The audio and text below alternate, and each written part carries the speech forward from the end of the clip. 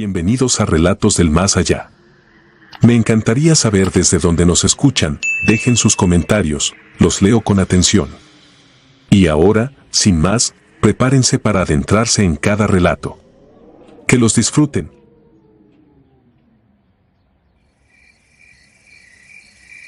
El 12 de febrero de 2019 me asignaron al almacén Seguro 37B, un hangar olvidado a las afueras de Fresnillo, Zacatecas. Era un frigorífico militar readaptado para guardar bidones de precursores químicos incautados a un cártel, toneladas de anhidrato de sodio, fenil 2, propano y contenedores sin marca cuyo contenido olía a solvente rancio. Como cabo de la Guardia Nacional yo debía llevar el inventario, medir temperatura y registrar fugas. Nada heroico, 12 horas por turno, silbato de emergencia al cuello y un solo compañero, el soldado Primera Reyes, que patrullaba el exterior con un fusil FX-05. Adentro siempre hacía un frío que congelaba las voces, los pasillos de láminas galvanizadas amplificaban cada respiración como si hubiera alguien más detrás. Al tercer día detecté la primera anomalía. Mientras revisaba los tambores del lote Z Delta 127, noté que las etiquetas autoadhesivas lucían saturadas de humedad, así que limpié una con la manga del overol. Donde debía leerse CAD, agosto de 2024 apareció CAD, agosto de 2025, un año exacto después, y, en la esquina inferior, la impresora térmica mostraba mi nombre completo, Ángel M. Durán. Pensé que la tinta se había corrido y confundido las letras, arranqué la etiqueta para analizarla luego y seguí trabajando. Sin embargo, al paso de los minutos las demás etiquetas parecieron cambiar sincronizadas, como si reimprimieran sus datos en silencio. Todo marcaba una nueva fecha de caducidad, 8 de agosto de 2025, el día en que yo cumpliría 33 años. Quise culpar al frío y al zumbido constante de los extractores. Aún así, tomé fotografías con el móvil reglamentario y las envié al servidor interno. La imagen se corrompió en cuanto llegó, solo se veía un rectángulo gris. Al repetir la acción, el teléfono emitió un pitido metálico y reinició mostrando la pantalla en blanco con el mismo dato, 8 de agosto de 25. Asustado, corrí la puerta corredera y llamé a Reyes. Tardó 90 segundos en llegar. Me dijo que el perímetro estaba limpio y que la hora de la bitácora estaba mal, porque su reloj marcaba 5:04 cuando el mío mostraba 4:04. Sin decirle nada del cumpleaños, lo invité a revisar un tambor. La etiqueta, ante sus ojos, lucía correcta, agosto de 2024, sin mi nombre. Pensó que yo bromeaba y siguió su ronda. Me quedé solo. Esa noche, el olor cambió. El acostumbrado ácido que rodaba por la garganta se dio paso a un perfume de flores blancas y almizcle que conocía demasiado bien, el agua de magnolia que usaba mi madre cuando me despedía en la primaria, antes del accidente de carretera que la mató en 2003.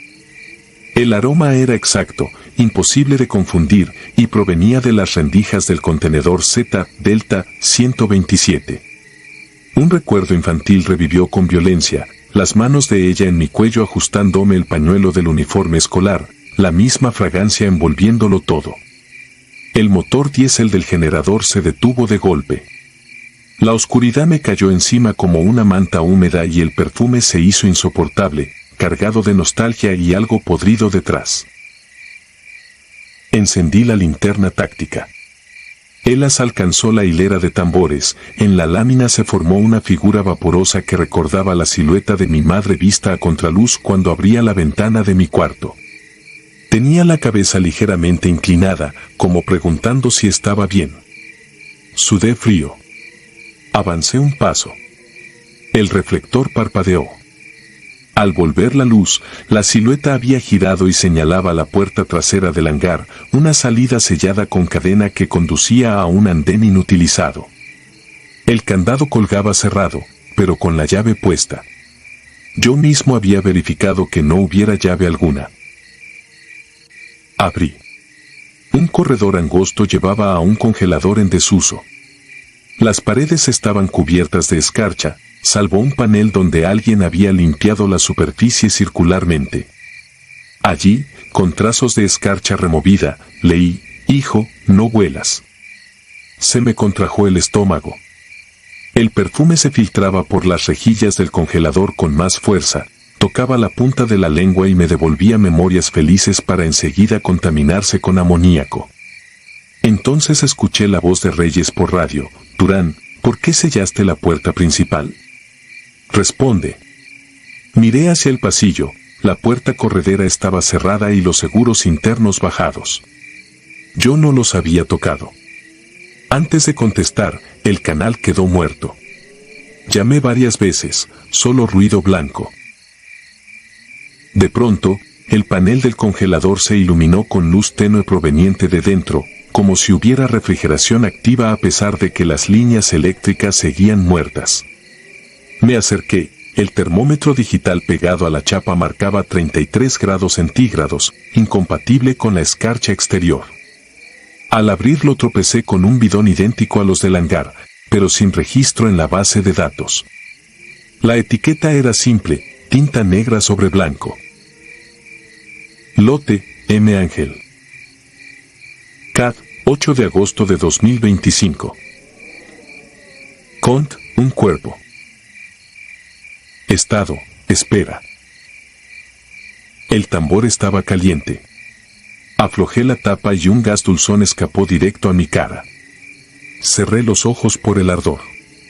Cuando los abrí, la linterna iluminó el interior, vi una mano femenina flotando en líquido lechoso, con anillos de plata que yo había guardado en un cajón desde la muerte de mi madre. Retrocedí y caí sentado. Golpeé la tapa para sellarla y en ese instante escuché a través del metal un latido doble, como el del corazón en un ultrasonido.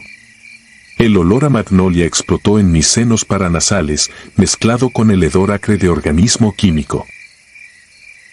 Corrí a la puerta principal. Las palancas no cedían. Desde el otro lado Reyes gritaba que algo lo seguía entre las sombras del hangar, golpeaba, pero los cerrojos parecían soldados. Pude verlo por el visor, su rostro estaba bañado en sudor y el ocular de visión nocturna colgaba roto. Su fusil sin cargador. Tras él, una neblina verdosa reptaba desde las rejillas del suelo, siguiendo sus pasos como un animal curioso. Quise disparar el extinguidor contra la bisagra, sin éxito. Pedí a Reyes que rodeara hasta la salida de carga. No respondió, su mirada se clavó en mi pecho. Levanté la linterna y comprobé con horror que mi uniforme estaba manchado de un líquido viscoso, del mismo tono lechoso del contenedor. No recordaba haberme salpicado. Los extractores se reactivaron repentinamente, la luz eléctrica volvió con un zumbido. Las alarmas de incendio comenzaron a sonar, no por calor, sino por presencia de compuestos volátiles. El sistema domótico pidió autenticación, aunque en aquel sitio todo se manejaba manual. En la consola de pared apareció una única línea: finalice la cuarentena. Debajo, el contador de segundos retrocedía desde 59. Sometido al pánico, tecleé mi clave personal. Nada. Tecleé la de Reyes. Aún nada. El contador seguía bajando. Había leído en protocolos que, si la cuarentena fallaba, los gases sobrantes se liberarían al exterior y con ellos organismos o toxinas desconocidas.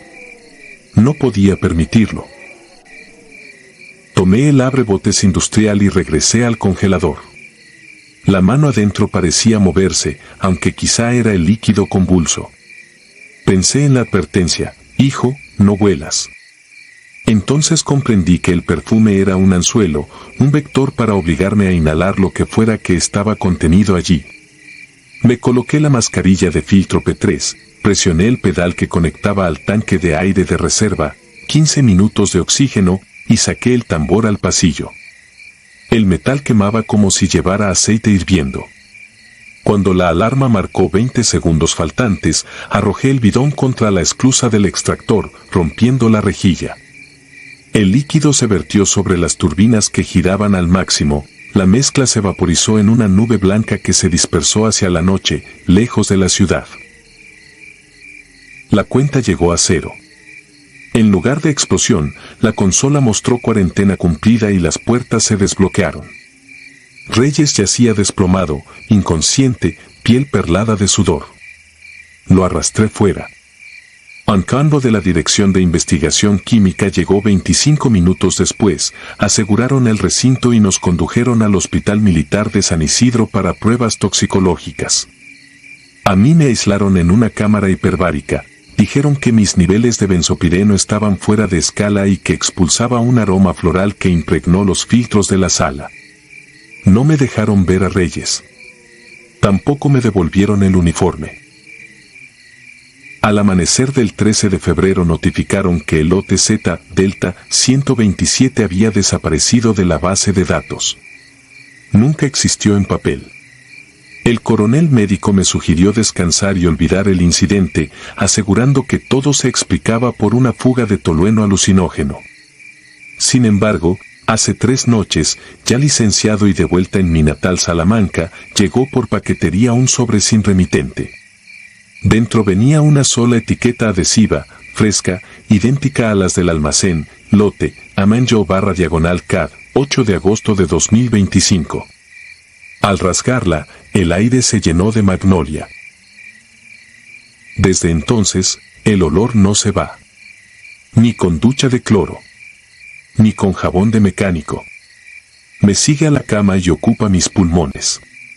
Hoy es 1 de agosto, faltan 7 días para mi cumpleaños. Cada mañana el perfume huele un poco más dulce, un poco más fuerte, y la última radiografía mostró manchas blancas en mis bronquios con forma de pétalos. Los médicos hablan de fibrosis química. Yo sé que es floración interna. Sé que cuando el reloj marque medianoche del 8 de agosto, mi cuerpo alcanzará su fecha de caducidad y todo el gas que inhalé buscará salir. Tal vez entonces la cuarentena termine de verdad. Tal vez mi madre me esté esperando del otro lado del extractor, con los brazos abiertos y el olor que siempre prometía ahogar. Solo ruego que, cuando suceda, nadie más respire a mi alrededor.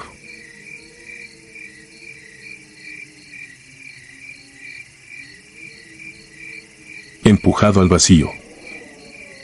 No escribo esto para asustar a nadie. Lo hago porque todavía, 14 años después, sigo sin comprender qué ocurrió aquella noche en la Sierra de Juárez, Oaxaca, durante un ejercicio de reconocimiento que debía ser tan inofensivo como cualquier marcha de adiestramiento.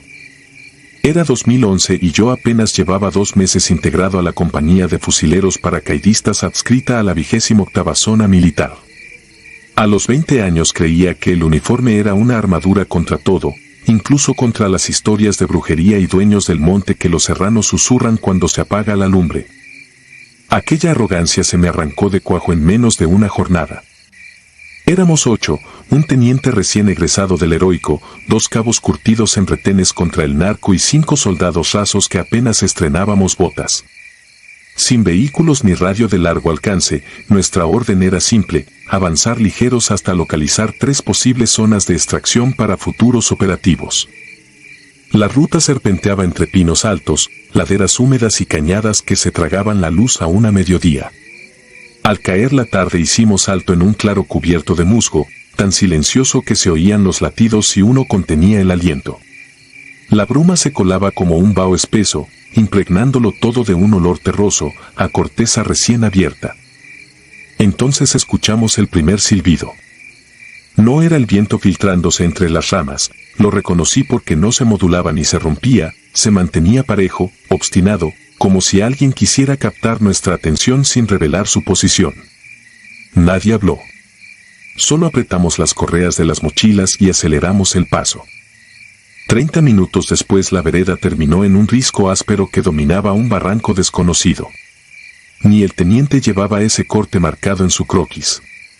La pared caía casi en vertical, 30 o 40 metros quizá, hasta una hendidura oscura donde el follaje parecía hervir. A pocos metros del borde, aprovechando unas rocas que ofrecían sombra lateral, establecimos un puesto de observación provisional para esperar la noche y fotografiar con luz infrarroja las vaguadas del otro costado. Montamos una pequeña hamaca improvisada para la cámara y distribuimos turnos de centinela. El silencio no era absoluto, se oía el goteo de la condensación sobre hojas, un escarabajo golpeando el casco de alguien, el leve chasquido de una rodilla al flexionarse. Todo cambió cuando el zurdo, el soldado más bromista del grupo, siseó que guardáramos silencio. ¿Oyeron un lamento? El teniente negó con la cabeza, pero yo sí lo había captado, un quejido tan ahogado que parecía venir de adentro de la tierra. El zurdo se adelantó 2 pasos hacia el abismo. Vociferé que regresara a la línea. Entonces sucedió. Su cuerpo se arqueó de espaldas, como si algo invisible le hubiese hundido los nudillos en el pecho, y voló hacia la negrura sin siquiera intentar agarrarse. No tropezó. No resbaló. Fue lanzado. El impacto no produjo estruendo, la niebla ahogó incluso el eco. Se nos heló la sangre. El teniente, temblando, ordenó formar equipo de rescate. Descendimos por un canchal resbaloso iluminándonos con linternas que apenas abrían un túnel lechoso entre la bruma. Tardamos casi media hora en encontrarlo, a medias recostado sobre helechos aplastados. No mostraba fracturas ni hemorragias, sin embargo, estaba muerto. La expresión de su rostro me persigue en las noches sin luna, mandíbula desencajada, pupilas dilatadas, músculos faciales tensos como cuerdas de violín. Parecía haber presenciado algo tan horrible que el corazón se le agotó de puro espanto. No disponíamos de señal para solicitar evacuación inmediata. Alzamos una tienda baja, pusimos el cadáver en el centro cubierto con un poncho y nos atrincheramos a su alrededor, rifles apuntando a la nada. A eso de las 2 de la madrugada regresó el silbido. Ya no era neutro, arrastraba un temblor gutural, como si labios invisibles vibraran dentro de nuestra propia caja torácica. Luego emergió la voz del zurdo pidiendo auxilio desde el fondo del barranco a pesar de que su cuerpo yacía frío junto a nosotros. El teniente masculló una oración que terminó en grito cuando esa misma voz reprodujo su nombre con una mofa infantil. Las linternas se agitaban sin rumbo, la niebla beba la luz y la devolvía en motas blanquecinas que danzaban. Sentí un tirón en el tobillo izquierdo, como si me hubieran atado un lazo y lo jalaran. Caí de espaldas, arrastrado un par de metros, hasta que clavé la bayoneta en el suelo y me amarré al fusil. En la penumbra distinguí una silueta erguida entre los pinos, más alta que un hombre, con extremidades demasiado largas y huesudas, la piel grisácea pegada a un armazón de tendones que crujían al avanzar. Donde deberían ir los ojos había 2 cuencas negras que reflejaban un brillo rojizo, como brasas cubiertas por ceniza.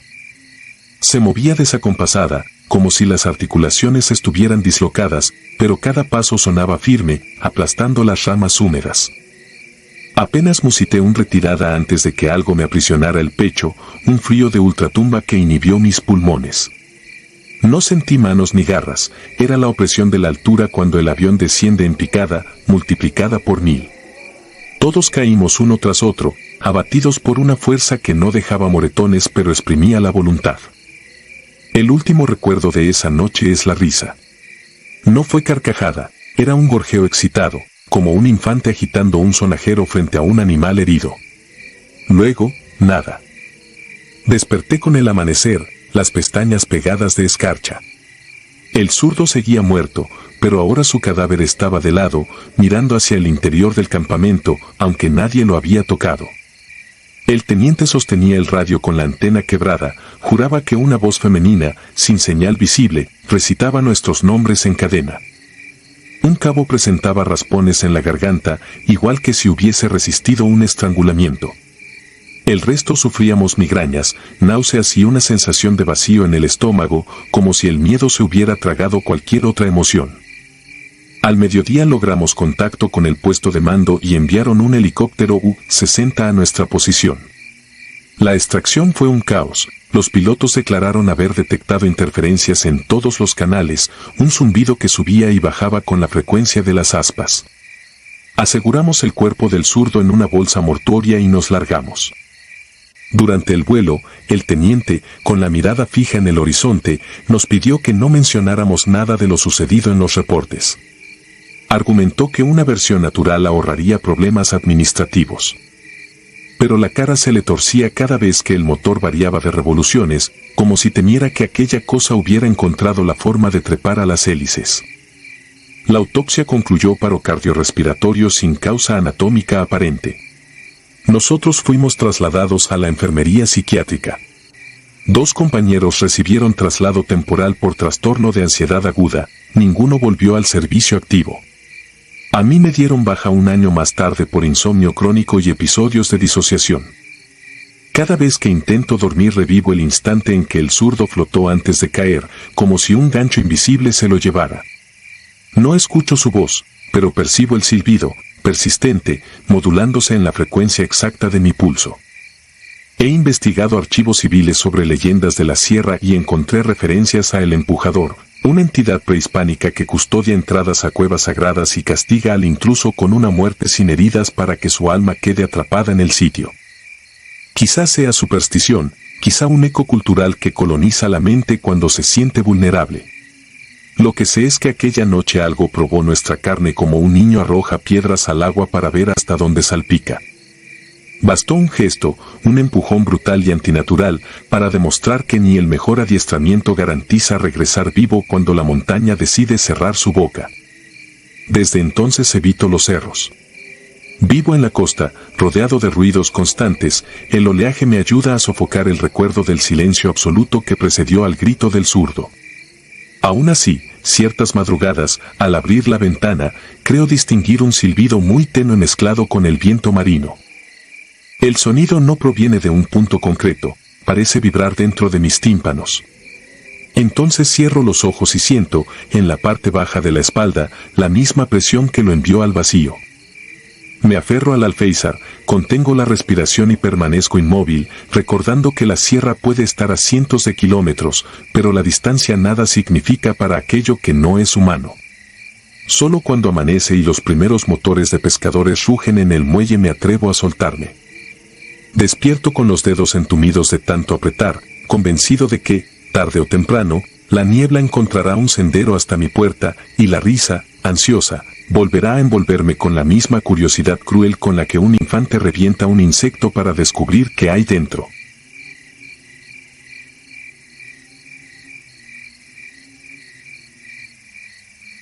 Huellas inversas. El parte de operaciones llegó a las 23:17 horas del 14 de noviembre de 2022, instalar filtro de revisión sobre el ramal costero 21B, zona de Palmar de Piedra. Presencia de trasiego nocturno.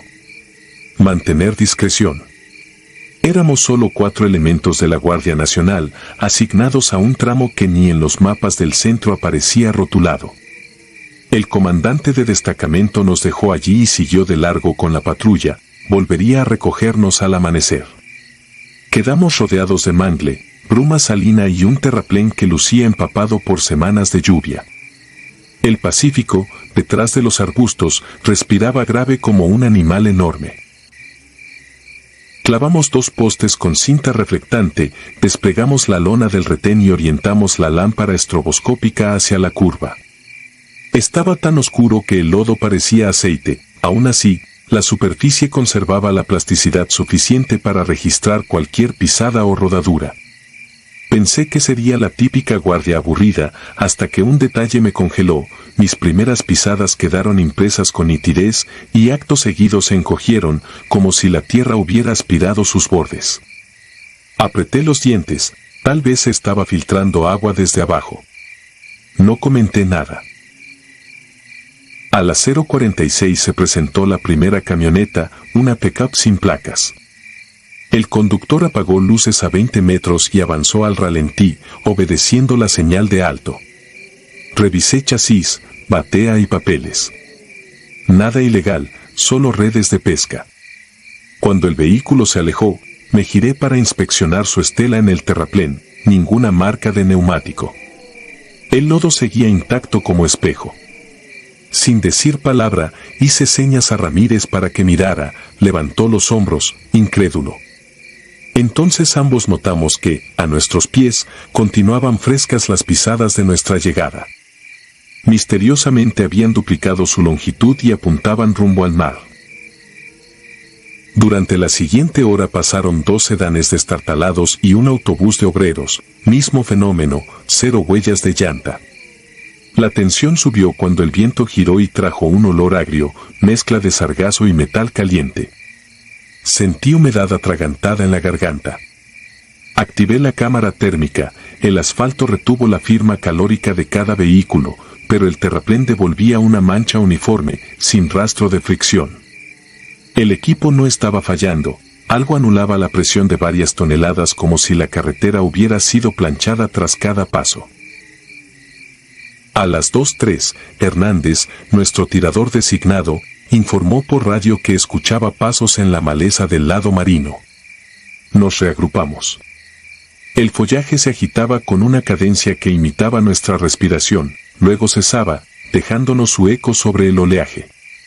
Me aproximé al borde y clavé el bastón lumínico entre raíces de mangle. La luz fosforescente reveló huellas humanas recién impresas, pero invertidas, con el talón apuntando hacia la selva y la puntera hacia el agua. Me arrodillé para examinarlas, la suela coincidía con las botas de reglamento, talla 26. Medio metro más allá comenzaban otras, idénticas, pero la pisada izquierda se abría torcida, como si la pierna estuviera dislocada. Sentí un latigazo de vértigo, era mi propia forma de andar, pues arrastro levemente el empeine tras un esguince mal curado. Quise incorporarme, pero el terraplén cedió y quedé hundido hasta el tobillo. El barro estaba tibio, juraría que palpitaba. Con esfuerzo salí y retrocedí al retén. Ramírez me extendió una cantimplora, su mano temblaba.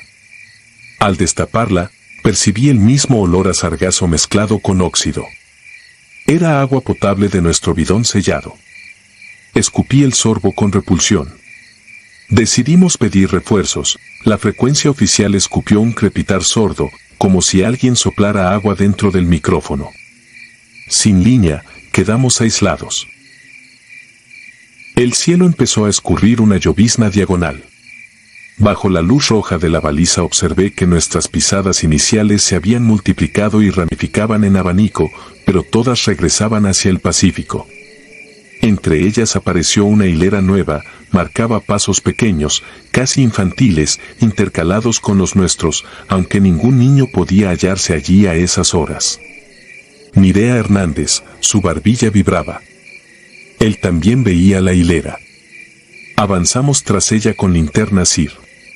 10 metros después, la línea infantil desembocaba en una cavidad del terraplén, una especie de túnel modelado por la marea. El hueco exhalaba aire caliente y salobre, sincronizado con el romper de las olas. Entonces caí en la cuenta, el talud no era puro barro, sino un conglomerado de arena saturada y restos orgánicos. Cada vez que alguien pisaba, la mezcla se rellenaba y borraba la marca con lentitud, salvo las de quienes formábamos parte de la ecuación, nosotros mismos. Como si el terreno nos reconociera y quisiera guiarnos al fondo. El batido marino convertía el camino en una cinta que respiraba. Comprendí tarde la lógica siniestra, aquellas huellas invertidas no eran impresiones nuevas, sino las primeras, devueltas en sentido contrario por un flujo subterráneo que las arrastraba hacia el océano.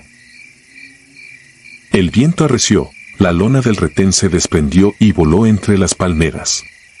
Perdí de vista a Ramírez en la ráfaga. Corrí hacia donde estaba el tótem reflectante, topé con su fusil hincado en el barro, sin dueño. Busqué señales de lucha, no hallé nada salvo un par de pisadas suyas que se internaban en el túnel, cada una más profunda, hasta disolverse en pulpa marina. Quise dar aviso, pero la radio había muerto. Atravesé la cortina de lluvia, Hernández disparó una ráfaga al aire para ubicarse. El fogonazo iluminó algo impensable, mi silueta, formada por decenas de huellas orientadas de cabeza, se extendía desde mis botas hasta la desembocadura del túnel, como un negativo fotográfico animado. Intenté acercarme a Hernández, mas el lodo succionó mis pies con violencia. Cada paso exigía arrancar la pierna como de betún. Escuché detrás un sonido similar a costillas quebrándose. Al voltear, vi que las huellas infantiles se pegaban a mis talones, creciendo en número y tamaño. Sentí un tirón en los riñones, una fuerza me empujaba desde adentro de mis botas, jalándome hacia atrás. El barro se moldeaba alrededor de mis pantorrillas como yeso fresco. Con impulsos frenéticos logré zafarme de los cordones y quedé descalzo, hundido hasta media espinilla. La sensación era idéntica a pisar músculo vivo. Hernández gritó mi apellido, y se apagó su lámpara. Lo busqué a tientas. Toqué algo húmedo, era su casco, fragmentado como con tenazas. Sobre la visera, las mismas huellas infantiles, ahora del tamaño de una mano adulta, impresas en negativo. Un burbujeo a mi izquierda delató la superficie, vi emerger su chaleco, vacío, girando como medusa. Entendí que el terraplén ya lo había absorbido. La adrenalina me nubló la razón, corrí rumbo a la carretera firme. Cada zancada era traición, al levantar el pie, quedaba atrás una impresión perfecta que enseguida se deslizaba varios centímetros, orientándose al mar, como si el lodo las animara. Llegué al asfalto y sentí el hormigón duro bajo mis calcetines empapados. Me detuve a recobrar aliento. Las balizas del retén estaban esparcidas, parecían luciérnagas rojas sobre una playa negra. El sonido del oleaje se hizo omnipresente, aunque la línea costera estaba a medio kilómetro. Entonces vi algo imposible, mis botas, aún atadas, rellenas de barro, avanzaban solas por el terraplén, un paso, otro, dejándome atrás. Tras ellas, la hilera infantil, ya crecida, encajaba dentro del hueco que mis suelas habían dejado, como un hermano menor que se pone los zapatos grandes del hermano mayor. Ambas hileras confluyeron en el túnel y se tragaron la oscuridad. Sentí vértigo, prendí mi luz táctica sobre la carpeta asfáltica para buscar ayuda visual. Pero donde debería verse lisa, la superficie reveló picaduras diminutas, miles de cráteres burbujeando agua salada. No era asfalto, la marea había llegado más rápido de lo que la mente podía procesar. Apreté el fusil, retrocedí y resbalé. El agua lamió mis talones con temperatura febril. En ese instante supe que nada, ni los refuerzos ni los manuales, podían enfrentar aquello. Era como si la línea costera se hubiera corrido hasta mí, desdibujando el mapa. Giré hacia los cerros, dispuesto a abandonar equipo y misión, pero el faro del comandante apareció a lo lejos. Corría su patrulla, frenética, cegaramente alertada por algún instinto temprano. Le hice señales con el IR, los focos altos me cegaron. El vehículo se detuvo a escasos metros, levantó rociones de barro, y oí el motor apagarse. Corrí al puesto del copiloto, estaba vacío. Rodeé hasta el conductor. El asiento igual. Solo quedaban charcos de agua marina en los tapetes de hule. Mis calcetines chorreaban sangre de cortes invisibles. Subí al asiento trasero, temblando. Al cerrar la portezuela, vi mi reflejo en la ventanilla. Estaba cubierto de una película grisácea, como limo, y la piel se me veía hinchada. Cuando giré la vista al parabrisas, creí estar delirando. Afuera, sobre el terraplén, dos figuras idénticas a mí, mis botas llenas, mi chaleco, mi casco, caminaban de espaldas hacia la boca del túnel, disolviéndose con cada paso como olas que se repliegan. Y en el espejo retrovisor apareció la última pista que necesitaba para entender el destino. Las huellas infantiles seguían allí, pero ahora tenían mi talla exacta. Cada una marcaba su contorno dentro del charco del asiento, como si el asiento fuera arena mojada. Sentí algo reptar bajo el piso de la patrulla. El vehículo crujió. No quise comprobar nada más. Escribo esto en la bitácora del turno mientras la lluvia tapa los faros y el mar golpea contra las portezuelas a kilómetros de la costa. Sé que el parte nunca llegará. Cuando el agua alcance el tablero, mi cuerpo aún estará aquí, pero mis huellas ya habrán regresado al Pacífico para buscar a los que faltan. No duermas donde el suelo respira. No confíes en carreteras que llevan al mar. Si tus pasos se vuelven contra ti, no corras, el océano ya está debajo, esperando tu regreso.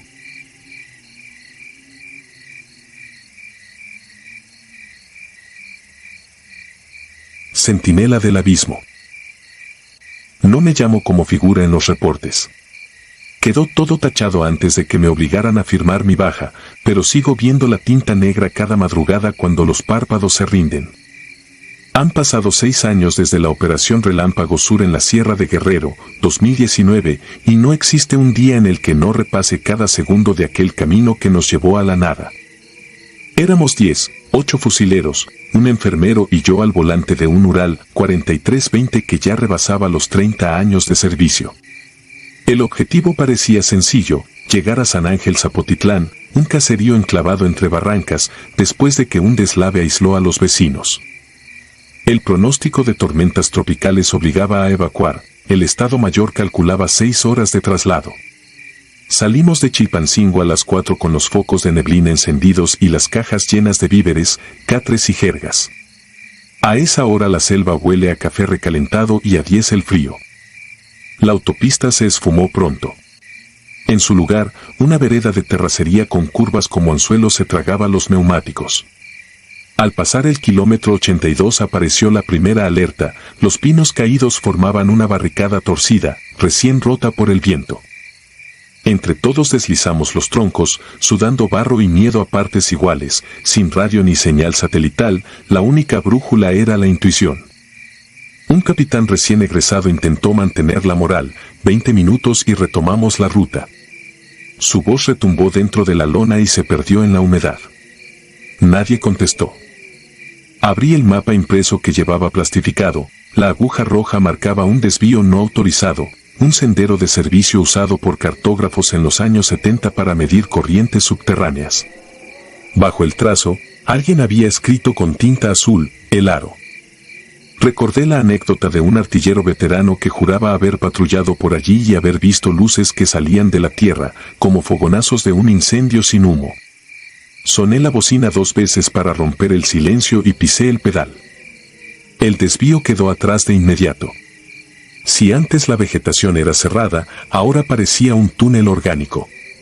El cielo se encapotó con una costra gris verdosa, la lluvia cayó sin preludio, gruesa como grava. Al avanzar, las llantas levantaban agua rojiza, el camino estaba hecho de arcilla rica en óxido. El olor era ferroso, punzante. A la mitad de una curva ciega vi la silueta de un puente colgante. No aparecía en los mapas estatales. El tablaje pendía de cadenas negras, hinchadas por la humedad. Debajo, el lecho seco de un río extinto se abría como una fosa. Frené. El capitán se asomó por la cabina. Dijo una sola frase antes de recular, no hay vuelta atrás. Nadie bajó a reconocer la estructura. Saqué el freno, alineé las ruedas y aceleré con suavidad. Cada tablón crujió bajo las 12 toneladas del Ural. A la mitad del cruce, los faros iluminaron a una figura plantada en el extremo opuesto. No llevaba uniforme, ni ropas, ni rasgos. Era un contorno, una ausencia que reflejaba luz sin poseerla. Medía quizá 2,5 metros, su superficie parecía de obsidiana mojada. Abrió los brazos como si fuera a recibirnos. El capitán gritó y siga, con un tono que no le conocíamos, no era orden, era ruego. En un parpadeo, la silueta desapareció. El motor se ahogó y las luces murieron al instante. Quedamos inmóviles en mitad del puente, rodeados de una tiniebla que olía a metal caliente. Intenté reencender, silencio. Los fusileros agarraron sus armas, no por disciplina sino como un náufrago a un tablón. Un trueno lejano iluminó el barranco y la figura volvió a materializarse, ahora detrás del camión, bloqueando el regreso. Sus brazos pendían, pero los codos se abrían hacia afuera en ángulos imposibles, como si tuviera articulaciones adicionales. Sentí el peso de cada latido retumbar en las costillas. Alguien rezó en voz baja, fueron las únicas palabras humanas que se oyeron durante horas. Decidimos bajar a empujar. Al tocar el piso de tablas, noté que vibraba, aunque no soplaba viento. El enfermero caminó hasta la caja para revisar a los demás, 2 soldados temblaban con la mirada fija en el horizonte. Los ojos vacíos son el peor augurio en un hombre entrenado para la guerra. Les toqué el hombro, no reaccionaron. Uno balbuceó algo sobre sombras dentro de la sombra. Volvimos a la cabina sin plan alguno. El capitán propuso descargar para aligerar peso. Con linternas temblorosas empezamos a arrojar cajas por la baranda. Cada objeto al caer se tragaba por la oscuridad sin que llegara el eco del impacto. El puente se sentía más largo de lo que era. Mis botas resbalaban sobre la madera empapada. Más de una vez creí que un brazo húmedo me agarraba el tobillo. Cuando el peso fue mínimo, intentamos empujar. Nada. El Ural estaba anclado a la estructura como si se hubiera fusionado a los clavos. El enfermero, desesperado, golpeó el cofre. El metal cedió como plastilina y dejó escapar un vapor rojizo con olor a órganos putrefactos. Retrocedió cubriéndose la boca, pero el hedor quedó pegado a la garganta. Una ráfaga eléctrica iluminó de nuevo el entorno. La figura seguía allí, pero ahora tenía compañía, media docena de siluetas más pequeñas, agazapadas como niños alrededor de un fuego invisible. No se movían, simplemente vibraban con la misma frecuencia que los tablones. El capitán perdió la compostura, disparó 3 ráfagas al aire. El sonido fue engullido sin resonancia. Los recién llegados se alzaron. Uno avanzó hacia nosotros. Al levantar la mano, desplegó dedos demasiado largos, finos, como fibras de carbón. Sentí un zumbido en la base del cráneo. No era un ruido, era una idea implantándose a la fuerza. Entren aquí. Volteé y vi que todos lo habían recibido al mismo tiempo. El sudor me cegó un instante.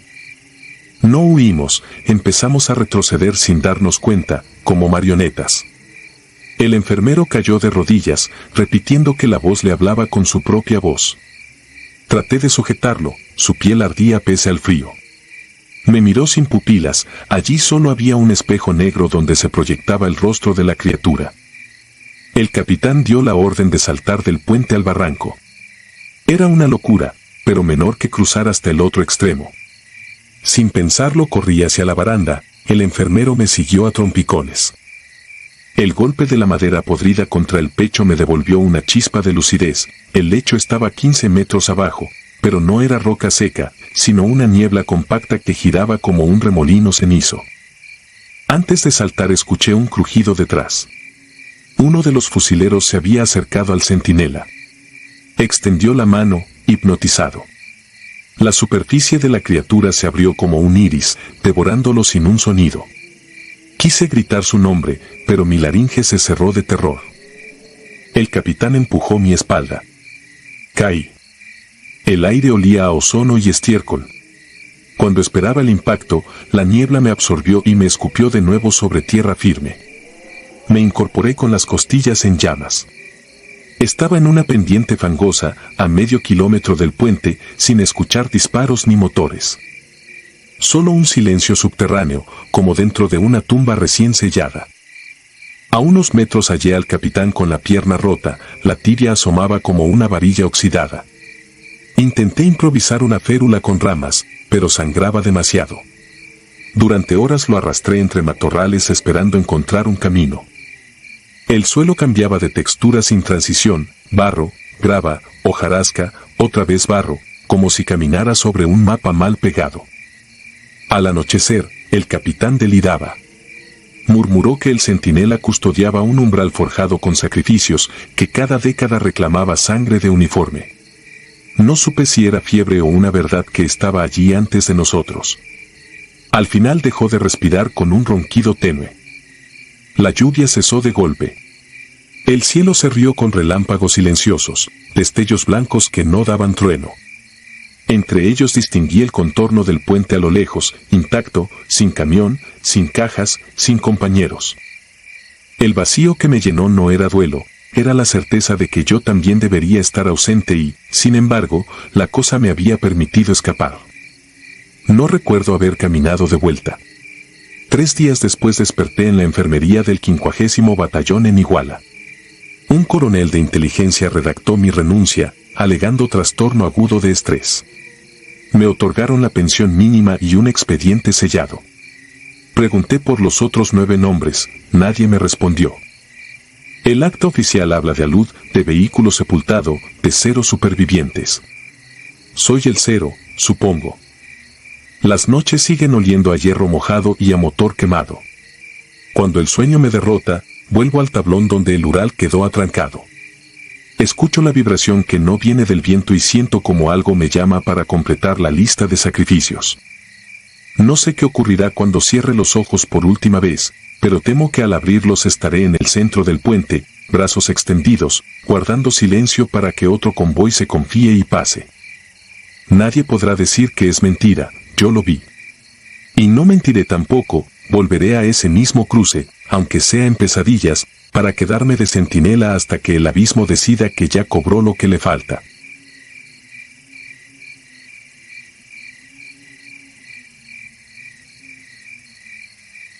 Collares cerrados. Nunca he creído en maldiciones, si en errores tácticos, en ráfagas mal dirigidas, en la rutina que erosiona los reflejos.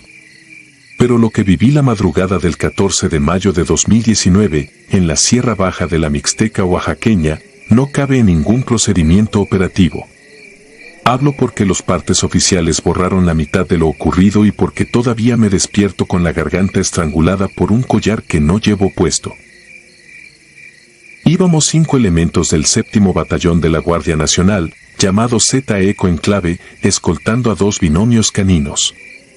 Nuestra misión, localizar un campamento de guachicoleros que, según inteligencia, se reubicaba cada luna nueva. Avanzamos en silencio, respirando tierra roja y humedad agria.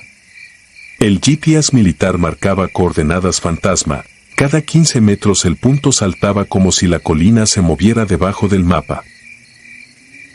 Los perros, Tango y Lima, olían explosivos a kilómetros, aquella noche olían algo que los hacía tiritar. Rebasamos un arroyo seco y los vimos clavar las patas. Los dos giraron el hocico hacia el mismo encino retorcido, unos 30 metros ladera arriba.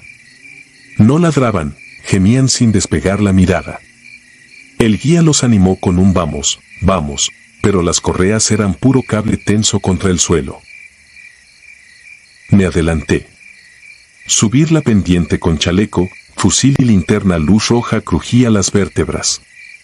A medio camino sentí un tirón metálico en el pecho, mi placa identificatoria tintineaba sola, aunque no había viento.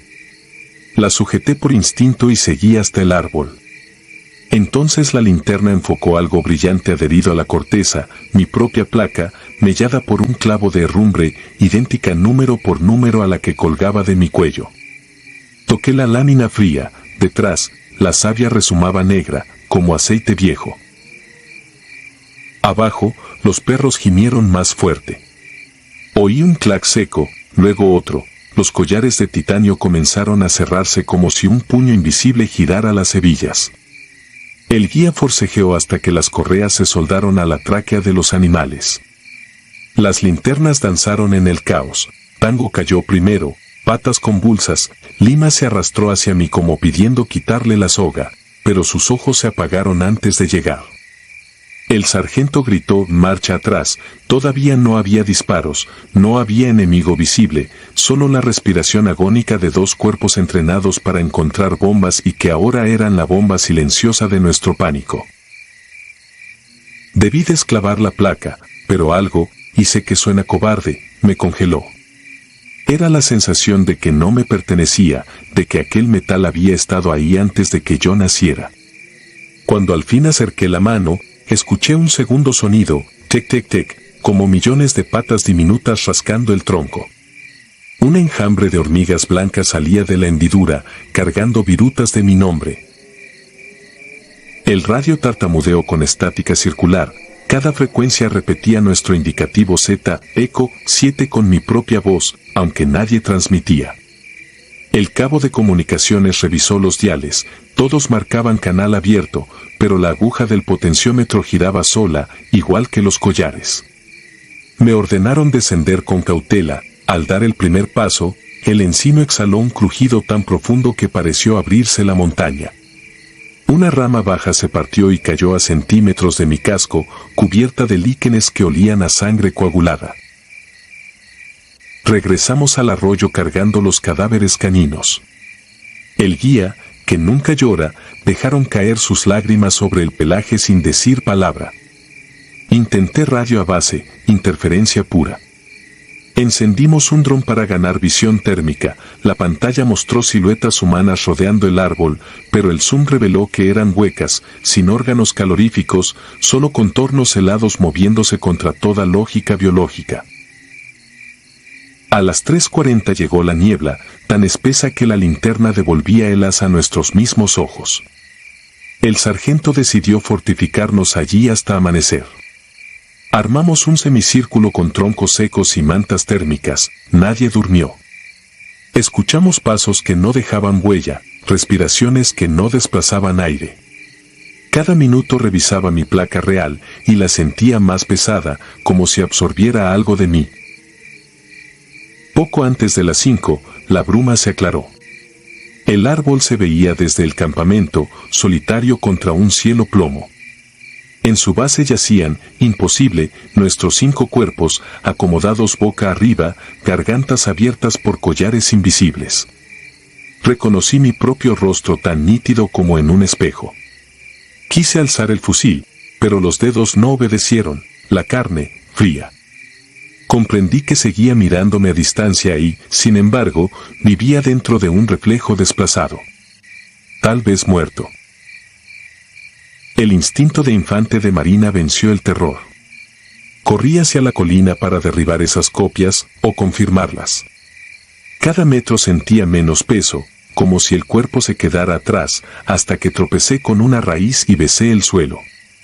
Cuando levanté la vista, el encino había desaparecido, en su lugar, un claro de tierra suelta, sin huellas, sin madera, sin perros. Solo mi placa clavada en el aire, suspendida a la altura de mi pecho, girando sobre un eje que nadie veía. No recuerdo los siguientes segundos. El parte médico diría, días después, desmayo por hipoxia. Yo sé que oía Lima y Tango resoplar detrás de mí, vivos, aunque olían a formalina. Vi a mis compañeros caminar adentro de la neblina, fundirse con ella. Y sobre todo, sentí el collar, que nunca usé, cerrarse lentamente alrededor de mi cuello hasta que la sangre martilló mis tímpanos. Desperté en la ambulancia militar a las 9:12. Dijeron que me hallaron solo, divagando a 1 kilómetro del punto GPS final. El encino jamás existió según cartografía aérea. Los binomios caninos constan como extraviados, aunque yo llevo sus collares conmigo, arrugados como si los hubiera pisado un tren. Nadie más de la patrulla aparece en registros, figuramos como operativo cancelado por inclemencias. Guardo la placa que hallé en la corteza. Es idéntica a la que uso, salvo por un detalle, en relieve, bajo mi nombre, hay una fecha futura y cercana, mañana. He intentado fundir el metal, perderlo, enterrarlo. Siempre regresa a mi mesita de campaña, húmeda, oliendo a savia negra. No tengo conclusión táctica. Solo la certeza de que la Mixteca contuvo algo que marcó mi identidad antes de que yo respirara y que algún día va a ajustar mi collar definitivo. Cuando eso ocurra, oirán mi indicativo rebotando en todas las radios, aunque el canal esté muerto, y un árbol que nadie recuerda brotará en algún monte con mi nombre clavado en la corteza recién abierta. Tal vez entonces alguien decida creerme. Mientras tanto, escribo este informe a mano, porque la computadora no reconoce mi huella ni mi contraseña. La placa sobre el escritorio vibra cada tanto, como si un perro invisible tirara de la cadena. Yo no lo sigo, sé a dónde lleva. Solo espero que cuando otro elemento trepe ese árbol, encuentre su propia placa y entienda que la corteza late. Para algunos es demasiado tarde. Para ti, quizá, queda un jadeo de ventaja. No lo desperdicies mirando al encino, los collares se cierran cuando dejas de escuchar el bosque y solo oyes tu nombre.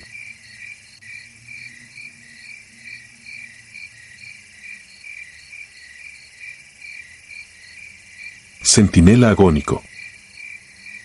No sé qué fue más difícil, volver a recordar cada detalle o aceptar que aquello ocurrió a plena luz, sin el consuelo de poder culpar a la oscuridad. Han pasado 7 años y todavía siento el olor a pólvora cuando cierro los ojos, como si un puñado de ceniza fresca continuara pegada a mi nariz.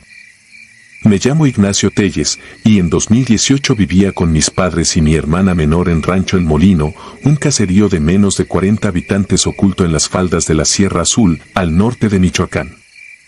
Era un lugar tan silencioso que las noches parecían ahuecarse sobre el pecho, y a menudo uno despertaba porque el propio latido retumbaba contra la costilla vacía del monte. 3 meses antes de la noche que cambió nuestras vidas, el ejército había irrumpido en la serranía para capturar a El Güero Salvatierra, un desertor que traficaba armamento usando las veredas de contrabando entre Guerrero y Jalisco. Las humaredas de los helicópteros, la brusca orden de permanecer en las casas y los disparos que se filtraron valle abajo quedaron grabados en la memoria de todos, pero el operativo acabó tan rápido como empezó. Se dijo que el cabecilla fue detenido junto a la mayor parte de su gente y que los caídos se contabilizaron por docenas. Después, los camiones militares desaparecieron y el polvo volvió a asentarse sobre las tejas sin que nadie reclamara aquel vacío reciente. Parecía que la sierra había decidido tragarse el episodio junto con los pájaros que desplazó el estruendo. Septiembre avanzaba con sus madrugadas húmedas cuando el silencio quebró su propio molde. Aquella noche llovía una llovizna fina que se desmigajaba antes de tocar el suelo. Eran las 23:40, lo sé porque mi padre acababa de apagar la radio que chisporroteaba con interferencia, cuando un estrépito seco golpeó la puerta principal. No fue un llamado tímido, sonó como si el aire mismo hubiese sido embestido. Mi madre y mi hermana se miraron sin atreverse a respirar. Mi padre, con la linterna en la mano, caminó hasta el portón. Yo lo seguí unos pasos atrás, notando cómo la madera vibraba todavía con el eco del golpe. No hubo pregunta ni respuesta, apenas el chirrido del cerrojo al ceder. En el umbral apareció la figura tambaleante de un soldado en uniforme de campaña, empapado, el rostro atravesado por un hilillo de sangre que enlazaba la sien con la comisura de los labios. Sus botas estaban desgarradas y una costura rota dejaba ver el cuero claro debajo. Se desplomó antes de intentar cualquier palabra. Mi reflejo fue sujetarlo por la pechera para evitar que se golpeara la cabeza. Mi padre me ayudó a arrastrarlo a la cocina, la estancia más amplia de la casa. El suelo se llenó de barro rojizo mezclado con sangre que olía a hierro y lluvia. Nadie dijo nada. No hacían falta preguntas cuando la evidencia respiraba con jadeos roncos frente a uno. Entre mi madre y yo le recortamos las mangas para improvisar vendas. Sobre la clavícula izquierda se extendía un agujero irregular, pequeño como la boca de un frijol pero profundo.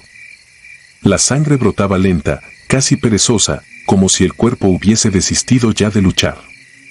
En la mesita de cedro se acumulaban trapos, gasas viejas y un bote de alcohol que ardía en la nariz. Mi hermana sostenía la lámpara intentando que el temblor infantil no arrojara sombras delirantes sobre el techo. El militar apenas parpadeaba. Sus ojos parecían 2 focos empañados, fijos en un punto que ninguno de nosotros alcanzaba a ver. Cada tanto soltaba un murmullo incomprensible. Lo único nítido que logró pronunciar, con un hilo de voz que se hizo añicos contra la cacerola donde hervíamos agua, fue emboscada, Quebrada Norte, mis hombres. Intentó incorporarse, pero su propio peso lo traicionó, quedó recostado sobre un costal de maíz que usamos de improvisada camilla. Mi padre le acercó un jarro con agua y aguardamos un milagro que no llegó. Hacia la 1 de la mañana el silencio se volvió tan denso que distorsionaba el zumbido habitual de las chicharras. Ni un disparo, ni la vibración lejana de motores. Nada. Afuera, el monte parecía contenedor de su propio aliento, y esa quietud resultaba más amenazante que cualquier balacera. Mi madre sugirió correr al dispensario de la Quebrada, pero recorrer 5 kilómetros de brecha bajo la neblina era condenarse a ciegas. El enfermo seguía perdiendo sangre lentamente, sin convulsiones, como si la herida drenara tanto vida como ruido de la noche. No recuerdo el instante exacto en que me venció el sueño. Sé que me quedé sentado junto al militar, sosteniéndole la muñeca para vigilar el pulso. El golpeteo mimético de su corazón me arrulló con un ritmo extraño, casi defectuoso, y la lámpara, alimentada por una batería vieja, se apagó poco antes del amanecer. Cuando abrí los ojos, el gallo aún no cantaba. El sol apenas labraba una línea rosada en el horizonte. Mi nuca dolía por la mala postura. Tardé unos segundos en procesar la escena, el costal estaba vacío. Di un salto, convencido de que el herido había intentado levantarse.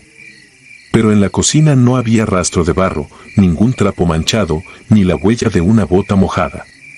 Todo olía a leña fresca, como si la lluvia de la noche anterior fuera solo un recuerdo inventado. Tuve que frotarme los ojos varias veces. El jarro seguía sobre la mesa, pero el agua estaba limpia, sin el leve tinte rojizo que el sangrado había dejado. Los vendajes improvisados, inexistentes. Ni siquiera el suelo mostraba surcos donde arrastramos el peso muerto. Desperté a mis padres balbuceando algo que ni yo creía. Mi madre reaccionó con pánico, buscó en el canasto de costura las tijeras con las que habíamos cortado las vendas, y no estaban. Mi padre salió al patio, convencido de que el herido se habría aventurado hacia la cerca. Volvió al minuto con la cara encogida por el pasmo, sobre la tierra húmeda no se marcaba ninguna pisada fresca, ni surgían manchas que delataran la hemorragia. Era como si la casa hubiera reseteado la noche, limando toda evidencia. Cruzamos el camino hasta la casa de doña Carmen, vecina más cercana. Le preguntamos si había escuchado algo fuera de lo normal, disparos, motores, gritos. Negó sin titubeo. Aseguró que la lluvia ligera fue lo único que rompió la quietud y que su perro, siempre nervioso, había pasado la velada dormido. En el resto de viviendas la respuesta se repitió con matices idénticos, la noche fue serena, sin sobresaltos. El eco de nuestra historia comenzaba a rozar la frontera de la locura. Ese mismo día, mi padre y yo cabalgamos hasta el puesto militar de Agua Fría, a 2 horas de distancia, donde funcionaba el destacamento más próximo. Llevábamos la vaga esperanza de que alguien buscara al soldado. Un subteniente tomó nuestra declaración con paciencia, aunque en su mirada se leía descreimiento. Revisó listas de operativos recientes en la zona y negó que hubiesen desplazado patrullas desde la captura del Güero Salvatierra.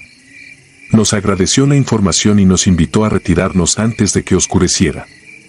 Ya en la salida, un sargento canoso, al parecer distraído por mi semblante lívido, me alcanzó en el patio de tierra rojiza. Habló en voz baja, sin exponer su nombre. Semanas atrás, un convoy que escoltaba municiones fue sorprendido en un desfiladero conocido como las Trincheras Negras, a menos de 15 kilómetros de nuestro rancho. El ataque fue tan veloz que apenas alcanzaron a contestar fuego. Murieron 5 soldados. El convoy oficial, sin embargo, nunca admitió pérdidas porque la misión permanecía clasificada.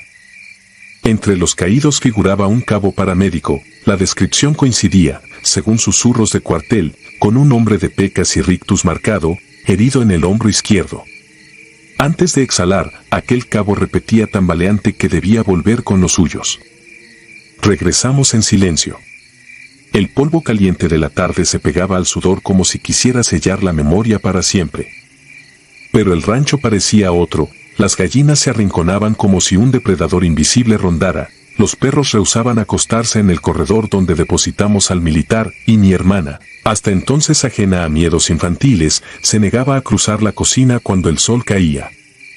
Cada anochecer se escuchaba un ruido sordo junto a la puerta principal, un solo golpe que retumbaba en la madera, idéntico al que nos sacó del sueño aquella primera vez. Nunca volvimos a abrir. Con el tiempo comprendí que el desierto de respuestas es, en sí mismo, una forma de castigo. No existe un parte oficial ni registro médico que confirme la visita del cabo sin nombre. Sin embargo, cada fibra de mi piel recuerda el pulso agonizante que latió bajo mis dedos y la calidez viscosa que manchó mis manos antes de evaporarse con la aurora. Todavía me descubro observando la puerta cuando la madrugada adquiere ese silencio eléctrico propio de la sierra. A veces, el golpe seco resuena una sola vez y se disuelve, como un disparo que se niega a prolongar su eco. En esos momentos mantengo la respiración, no por miedo a balas que ya no existen, sino al soldado que quizás sigue buscando a su escuadrón entre las veredas que jamás abandonó. Y mientras contengo el aire hasta que las venas zumban en mis oídos, comprendo que algunos fantasmas no lloran, no arrastran cadenas ni oscilan con la bruma, portan uniforme, sangran despacio y golpean la puerta esperando que alguien recuerde su nombre.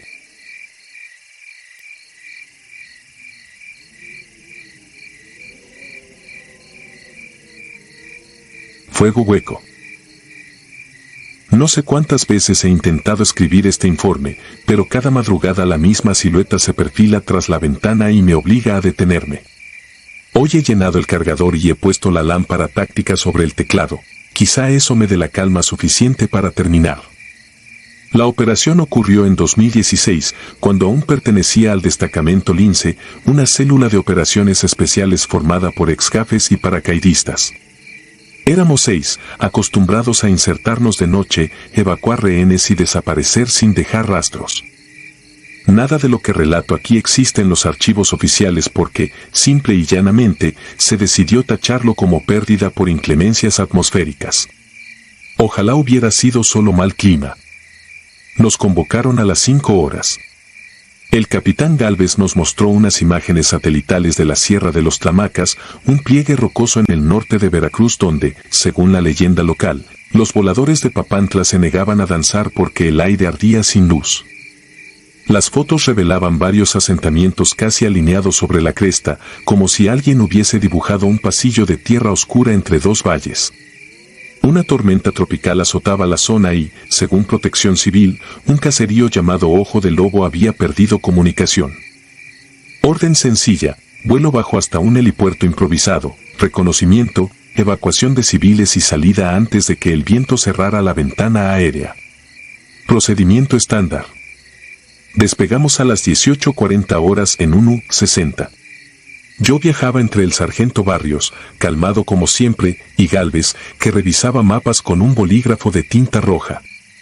Todo parecía rutinario hasta que, cruzando la última capa de nubes, la radio del Black Hawk emitió un chillido, como una moneda rascando metal dentro de un tubo largo. El piloto juró que era interferencia electrostática, pero aquel sonido no se disipó, se hundía en el pecho y provocaba picazón detrás de los ojos.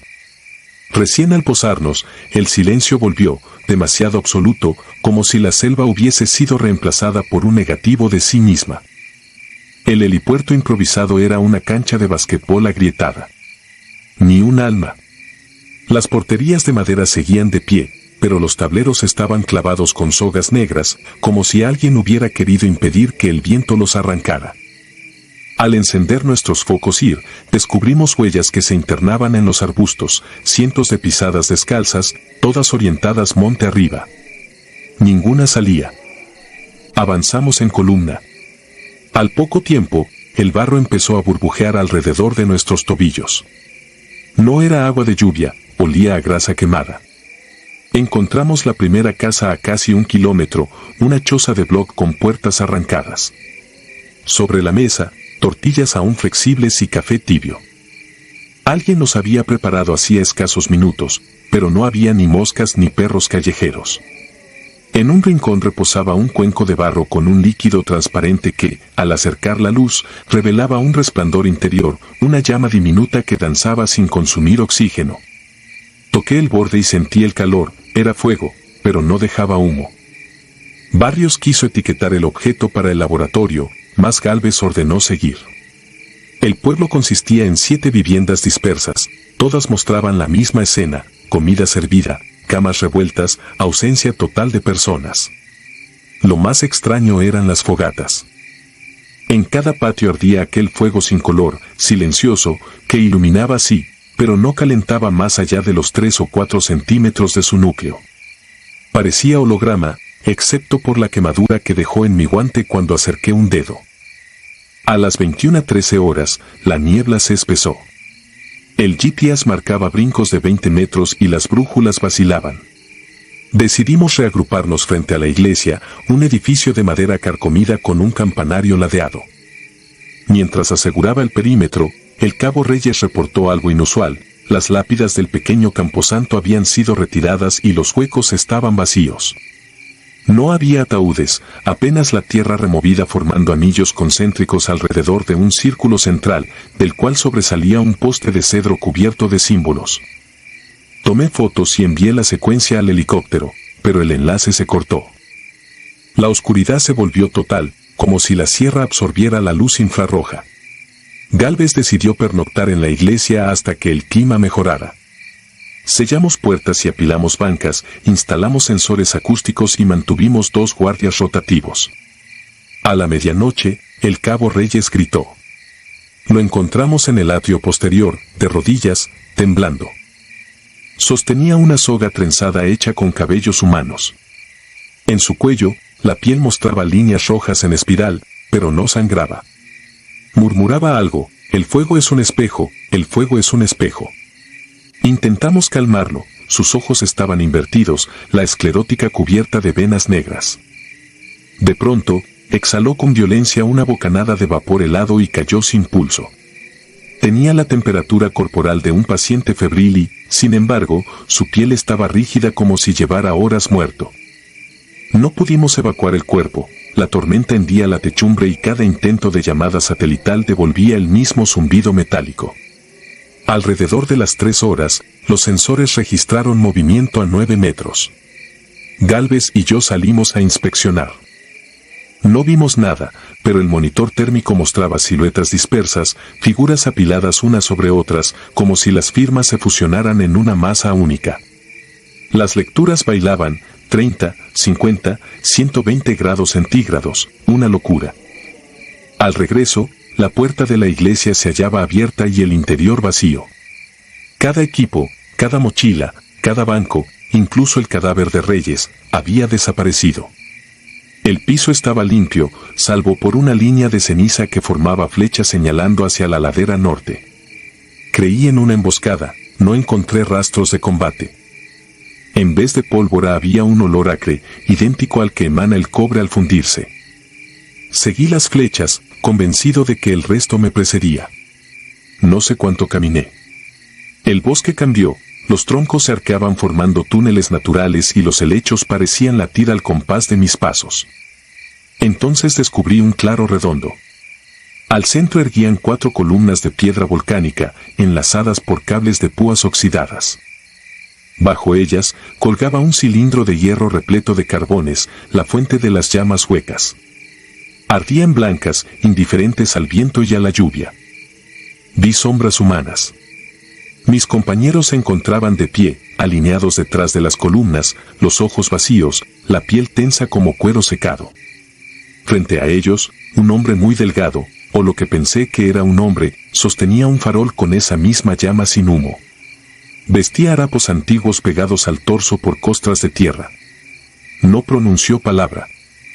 Movió el farol y mis 5 compañeros se arrodillaron con precisión milimétrica, sincronizados. El farol se alzó de nuevo y, al unísono, se abrieron los uniformes por la pechera como si un bisturí invisible los cortara. No brotó sangre, en cambio, un vapor azulado escapó de los orificios, ascendiendo hasta el farol, donde se condensó en brillos líquidos. Quise disparar, pero el gatillo pareció pegarse al índice, el metal se había fusionado con mis guantes. Entonces aquel ser volvió el rostro hacia mí. No tenía párpados, solo 2 cavidades de sombra que no reflejaban la luz infrarroja. Sentí un hervor en la tráquea, como si mi respiración intentara volverse humo para unirse a la suya. Con el último resquicio de cordura, lancé una granada de fósforo blanco, vi la explosión, pero nunca llegó el estruendo. Todo se silenció, igual que una película muda. Después no recuerdo. Desperté en la enfermería de la 26ª zona militar, a 500 kilómetros. Me encontraron deambulando por la autopista, deshidratado, vestido solo con la camisa interior. No quedaban rastros del helicóptero ni de mis compañeros. Las autoridades declararon que el aparato se estrelló y se incendió, la lluvia habría borrado las huellas. No hallaron cuerpos. Durante la evaluación psicológica, mencioné el fuego hueco. Los médicos sugirieron estrés postraumático. Dejé de insistir cuando, en la tercera noche, escuché al capitán Gálvez silbar detrás del biombo, comprobé que la habitación estaba vacía y la luz apagada, pero las cortinas se ondulaban como si un ventilador soplara desde adentro de la pared. Pedí baja voluntaria antes de que completaran el diagnóstico. Hoy vivo a 3 estados de distancia. Aún así, cada vez que cierro los ojos regresa aquel zumbido, el chirrido en espiral que hace temblar las coronas de los árboles. Si me demoro demasiado en el sueño, veo la llama blanca sobre mi pecho y siento como mi carne se ablanda para formar parte de un tótem que respira y protege la sierra. Y cada amanecer, al mirarme en el espejo, Detecto un destello sin color tras mis pupilas, como si un fuego silencioso me observara desde el interior. No busco absolución ni compasión, solo necesito advertir a quien lea esto: en los montes aislados existen incendios que no dejan ceniza, llamas que se alimentan de lo que somos por dentro. Si escuchas un silbido metálico y el aire se vuelve pesado, huye. El fuego hueco no calienta, pero consume, y lo que arrebata jamás regresa.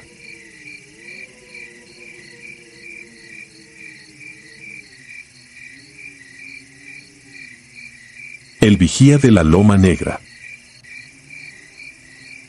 Fui guardia nacional desde 2020.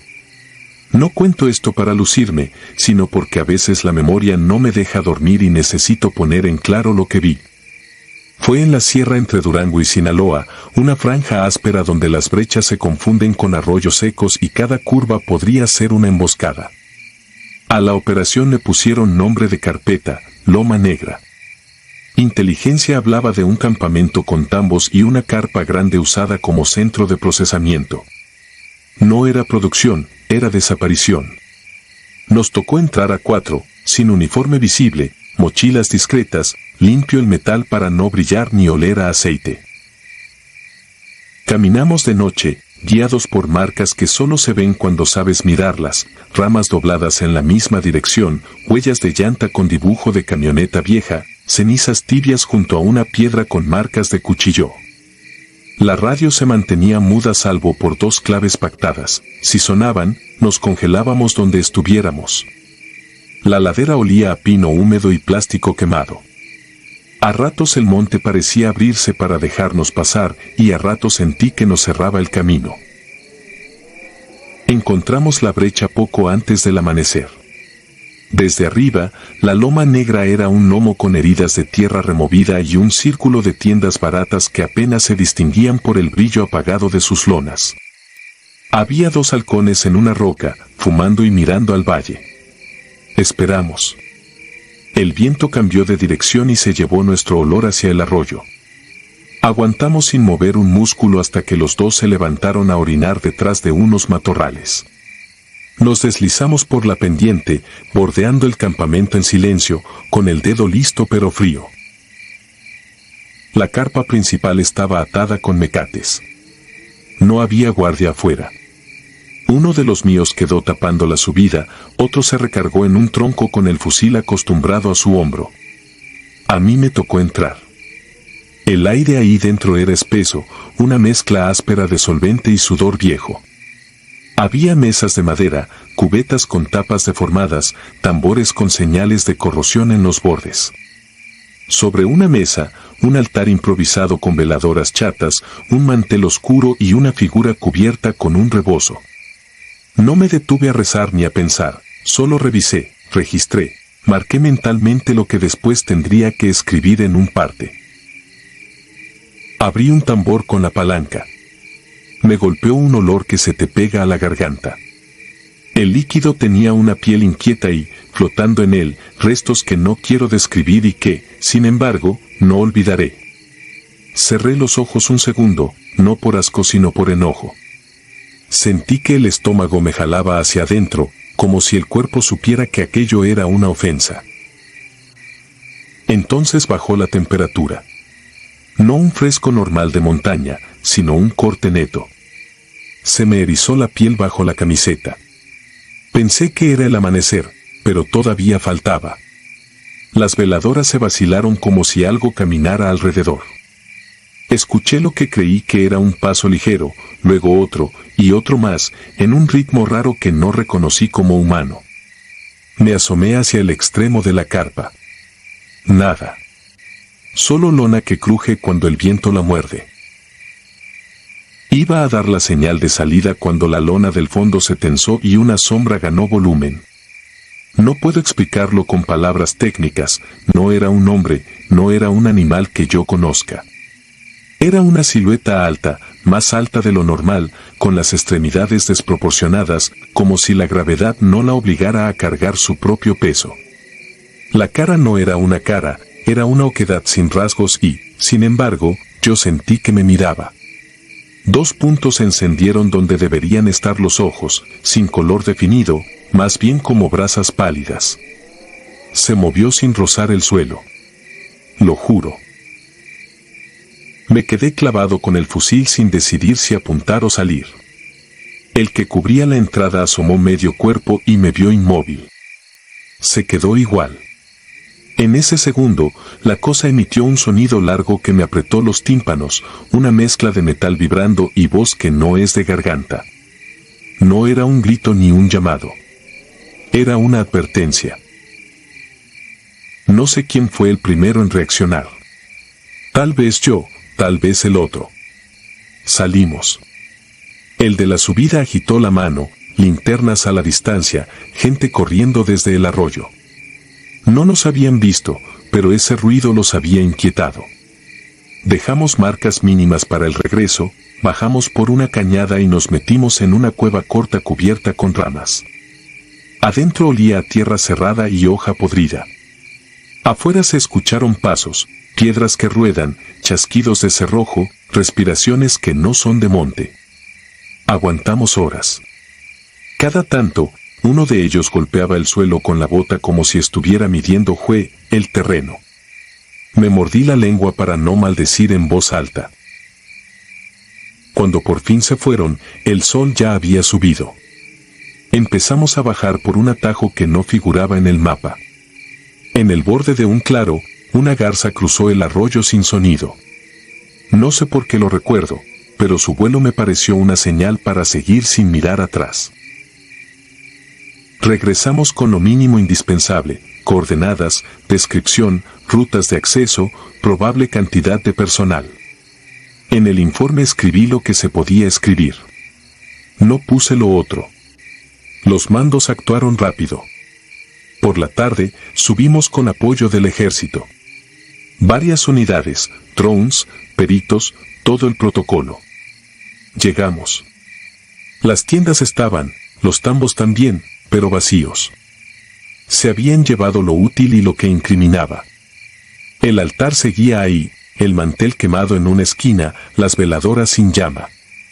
La figura del rebozo ya no estaba. Nadie habló de eso.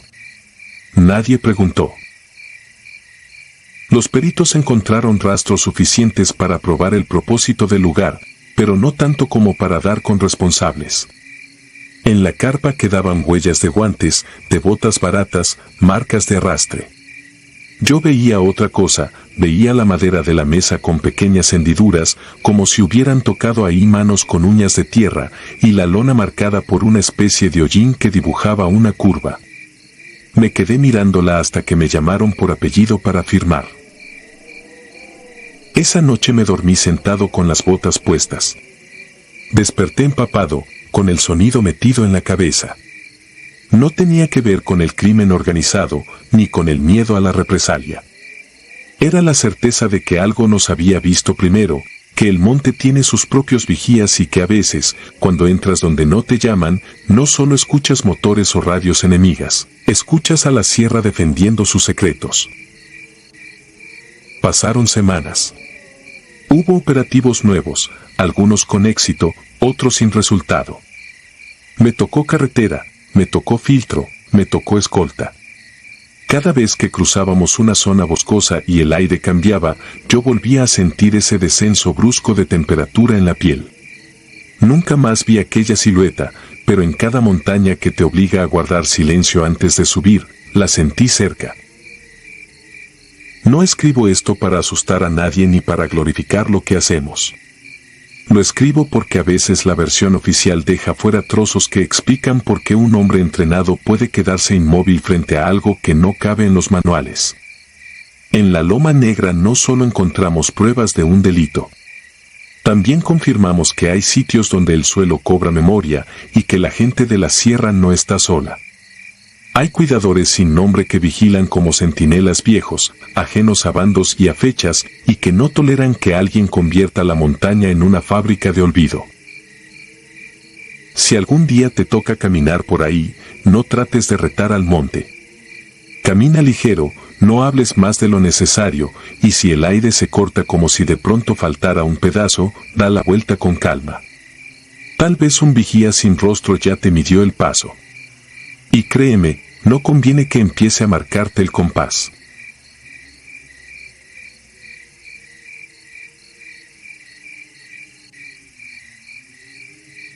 Eco de balas. La mayoría de los hombres con los que patrullé los cerros de Nuevo León aprendió a diluir los disparos con licor barato o con silencios demasiado largos. Yo, en cambio, sigo escuchando un eco que no se apaga. Serví entonces en el 27º Batallón de Infantería y creí haberlo visto todo hasta la madrugada del 7 de noviembre de 2016, cuando 10 soldados quedamos varados en una hacienda abandonada a 70 kilómetros de la carretera más cercana. Horas antes, en un cañón tapizado de huizaches, un convoy ligado al cártel local nos emboscó. El choque duró 9 minutos, suficientes para que la tierra quedara sembrada de casquillos y para que el teniente Arellano, nuestro jefe de sección, cayera con un tiro exacto bajo la clavícula. Supe que estaba muerto porque yo mismo ayudé a subirlo, ya sin pulso, a la plancha del Black Hawk que llegó por los heridos. Aún así, el capitán decidió que el resto del pelotón continuara avance y nos mandó a asegurar un punto alto para la antena de radio. El helicóptero se marchó. La noche, espesa y pegajosa, nos envolvió sin pedir permiso.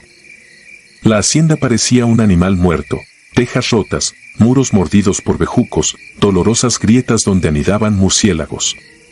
Empujamos un tractor oxidado contra el portón principal, colgamos hamacas entre columnas carcomidas y distribuimos turnos. A mí me tocó de 1 a 3. Mientras ajustaba mi chaleco conté 27 cartuchos útiles, bastaban para sentirme vivo pero no seguro. Afuera, la bruma olía a hierro húmedo y excremento de cabra. En el patio central destacaba un aljibe rojo que escupía agua agria cada vez que el viento recorría su boca.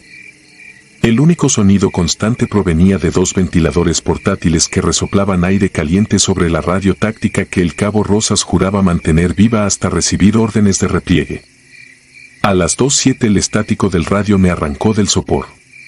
Ajusté el dial creyendo que era la base en Linares, pero emergió una voz sofocada que se arrastraba entre chispazos. Avanzo, herido, posición 0. Sentí un frío de piedra en el estómago, era el timbre quebrado del teniente Arellano. Golpeé la puerta del despacho donde dormía el capitán Varela y le repetí la transmisión. Él mismo había contado las bolsas negras antes de partir el helicóptero, así que frunció el ceño y ordenó silencio absoluto. Apagamos linternas, solo quedó la llama temblorosa de una vela encajada en un tarro de raciones. Afuera, el monte guardaba la respiración.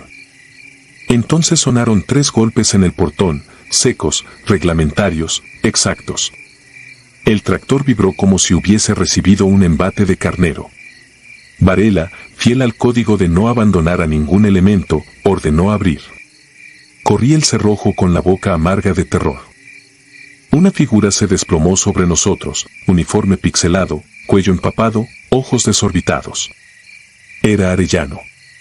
El disparo bajo la clavícula seguía abierto, limpio como un corte quirúrgico. Traía el chaleco destrozado y sujetaba todavía, con dedos rígidos, un fusil manchado de barro. Herrera, nuestro enfermero de combate, le palpó la muñeca. Pulso débil, sí, pero pulso al fin. Desplegamos una lona plástica y empezamos un protocolo improvisado: suero, venda, presión directa. Cada gota que caía tocaba las tablas y se evaporaba, dejando vapor blanquecino que olía a pólvora mojada. De repente el radio cayó, también los grillos. El silencio se volvió tan espeso que oíamos latir nuestras sienes. Aún así, ninguno quiso admitir en voz alta la contradicción que nos devoraba. Estábamos intentando salvar a un muerto que horas antes habíamos despedido con honores. Los golpes regresaron, ahora en ventanas y paredes, idénticos, obstinados, rítmicos. No había ráfagas ni motores, solo aquel toque marcial multiplicado. Alumbré una rendija y distinguí cascos borrosos alineados en el corredor, pero las linternas atravesaban sus rostros como si fuera neblina. Sobre la lona, Arellano abrió los ojos. Un velo gris se deslizó sobre sus córneas. Sin flexionar los codos se incorporó, jalado por cables invisibles. De su garganta brotó un sonido imposible, la sucesión de nuestros propios disparos, pero al revés, como si las balas regresaran a los cañones. Cada eco invertido hacía vibrar las ventanas hasta que el vidrio estalló en polvo. Un chorro de agua oxidada surgió del sistema de riego, años muerto, y azotó los muros. Las lámparas se apagaron, la oscuridad olía a gasolina rancia. Algo cruzó el salón, congelando el aire. Sentí un aliento espeso junto al oído y un zumbido que me descosió el equilibrio. Quise apretar el gatillo, pero mi dedo no obedeció. Vi a Herrera flotar un segundo antes de estrellarse contra la pared como muñeco de trapo. A cada paso invisible, el lugar alternaba calor sofocante y frío de morgue, como si respirara con pulmones ajenos. Por las paredes penetraron figuras uniformadas, charreteras intactas, botas limpias, rostros sin rasgos. Se alinearon alrededor de Arellano, quietas, contemplativas. Reconocí al sargento Luna, a quien un narco había degollado en Tampico 3 años atrás, al cabo Ávila, perdido en un derrumbe en Huachochi, al propio operador del helicóptero que había cargado el cuerpo de Arellano esa misma tarde. Era un pase de lista imposible, un encuadre donde los ausentes venían a reclamar la hora que les robaron. El capitán soltó una orden de repliegue que se quebró en su garganta. Empujamos armarios contra el pasillo occidental, cada mueble parecía pesar el doble. El suelo vibraba como si bajo la hacienda avanzara un tren. De pronto, la vieja sirena contra incendios, un cilindro rojo corroído por los años, despertó con un aullido que me astilló un diente. Al primer chillido, las figuras se deshicieron como humo cortado por cuchillo. Arellano cayó, al tocar la lona se disolvió en una nube densa que subió en espiral hasta perderse entre las vigas. El suelo quedó impecable, ni una mancha, como si lo hubiera fregado una cuadrilla fantasmal. Nos quedamos inmóviles hasta que la vela, milagrosamente intacta, se apagó sola. El capitán ordenó vigilancia hasta el amanecer. Nadie cerró los ojos. Cada vez que parpadeaba veía el destello de aquellos rostros quemados. Con la primera luz pálida salimos al patio. Solo nuestras pisadas marcaban el lodo. Caminamos hasta el cañón de la emboscada. Las camionetas seguían calcinadas, pero dentro no quedaba un solo cuerpo. Tampoco hallamos casquillos, vendas ni manchas de aceite. Era como si alguien hubiera barrido la violencia de la víspera, dejando apenas el cascarón del suceso. Ese mismo día entregamos parte en Linares. El documento oficial decía, patrulla sin novedad. Pernocta en punto seguro. Varela arrancó en silencio la hoja de su bitácora personal y la quemó detrás de los dormitorios. Mientras la ceniza flotaba, murmuró algo que el viento me repite cada noche, los muertos no se quedan atrás. Desde entonces duermo con el radio sobre el pecho. A veces, a la misma hora, cruje la estática y la voz de Arellano susurra, avanzo, herido, posición 0. No respondo. Solo aferro el fusil, contengo el aliento y espero que la madrugada termine de pasar, mientras el eco de pasos que no hacen ruido recorre, una vez más, los pasillos de cualquier cuartel donde todavía quedan hombres vivos empeñados en no olvidar a los que siguen patrullando del otro lado.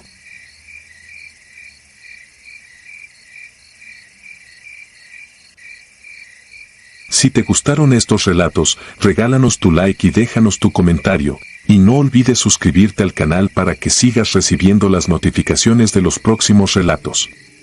Tu apoyo nos ayuda a seguir creciendo dentro de YouTube. Nuevamente, mil gracias y nos vemos en el próximo relato.